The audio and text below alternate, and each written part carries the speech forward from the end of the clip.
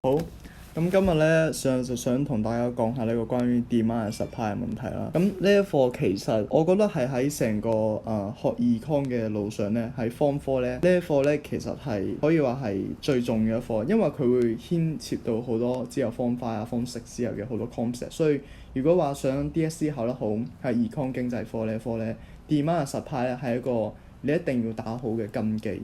OK，咁相信可能啱啱開學啦，咁可能好多同學仲未教到呢一課，但唔緊要嘅。我哋 TS support 咧而家會即係有條片先 upload 喺上邊啦，咁樣你哋之後教到唔明嘅，咁你可以睇翻。咁今日咧其實主要就係想講 demand supply 嘅 basic concept，就係佢最基本嘅嗰個理論係點。OK，basic concept。好，咁關於 demand supply 咧，其實係咁嘅。一開始咧，佢最原始嘅狀態咧就係咁樣。有一條咁樣嘅 curve 啦，有樣水，有條 demand。陣先，係啦，有條咁嘅 demand curve 啦，跟住一條 supply curve 係咁樣嘅。咁呢個大家記得啦，就係 demand curve 咧，佢係即係你見到佢呢邊係向左邊嘅。supply 咧反而咧佢係向右邊，即係佢咁畫啦。呢個係佢最基本嘅形式啦。咁你如果第一次畫就唔好畫錯啦，即係唔好話將呢個 supply curve 畫到做 demand curve 咁樣啦，係啦。咁佢呢個最原始嘅狀態咧，其實就講緊當第一條嘅 supply curve 同埋第一條嘅 demand curve，佢哋相交嘅嗰點咧，我哋就叫做 equilibrium price， 或者叫做 equilibrium quantity， 即係我哋講緊嘅均衡價格。均衡價格意思係咩咧？意思就係咁，舉個例子，好簡單。譬如而家清姐賣撈麵，咁大家都知啦。咁譬如而家清姐賣撈麵，10蚊個撈麵嘅價格係10蚊 ，price 係10蚊。而家我嗰個清姐，即係清姐肯供應幾多件？供應10件，即係表示咗佢個 quantity supply。呢個會再講啦 quantity 嘅嘢。即係總之你要搞清楚 equilibrium 呢個概念，其實佢就係10蚊而家個撈麵賣10蚊啊嘛，咁樣供應10袋。咁啱啱好啦，我都有10個人係想要一個撈麵喎。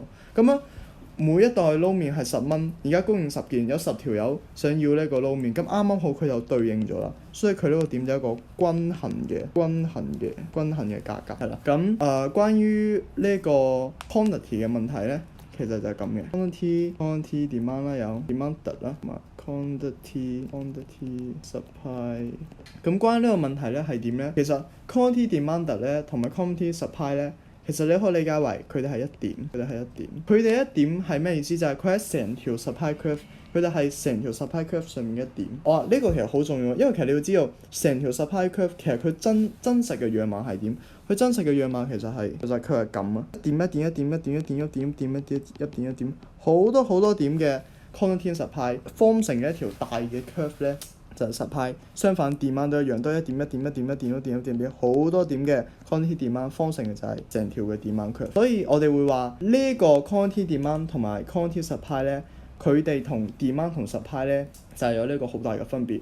嗱，跟住我講嘅咧就係希望同學你聽清楚啲啊。喺 DSE 考評局好中意做乜？佢好中意出一種文法就係話demand 佢，因為其實呢個期已經算係最低。即係低 level 嘅文法，佢就會因為有好多學生佢搞亂咗 demand 就等於 quantity demand， 但其實呢件事係錯嘅喎，錯，因為 quantity demand 你係一點啊嘛，你 demand 你係成條 curve 啊嘛，所以呢個嗰個分別要搞清楚。相反啦 supply 都一樣，你 supply 係成條 supply 啊嘛，你 quantity supply 都係嗰一點啫嘛。OK， 咁呢個搞清楚。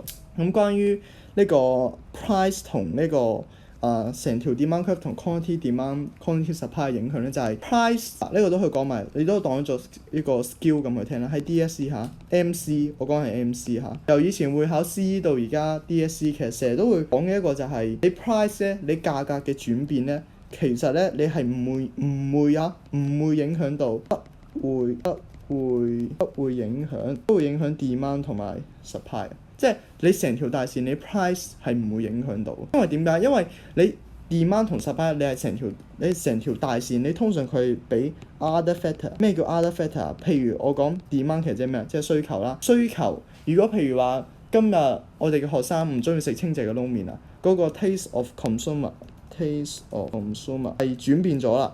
咁我對呢個撈麵嘅需求降大咗啦，我冇呢個需求慾啦，我唔想食呢個撈麵啦。咁樣其實你嘅 demand 就會跌咗，但係你對呢個撈麵唔會因為話佢貴咗喎，咁我唔識啦。但係呢個佢唔係喐 demand，呢個只要喐個 quantity demand，因為你貴咗 P 升咧，你咧就會 Q 跌，即係你貴咗啊嘛，咁咪買少啲咯，我 quantity 咪少啲咯，所以成個嗰個 basic 嘅 concept 咧就大致係咁樣。好，跟住關於一啲更多可能喺題目入邊點樣講解、點樣運用翻呢啲，因為我知道咁樣第一次講可能比較抽象，所以但係唔緊要，我哋 TS Support 會繼續跟進嘅。好，多謝你哋。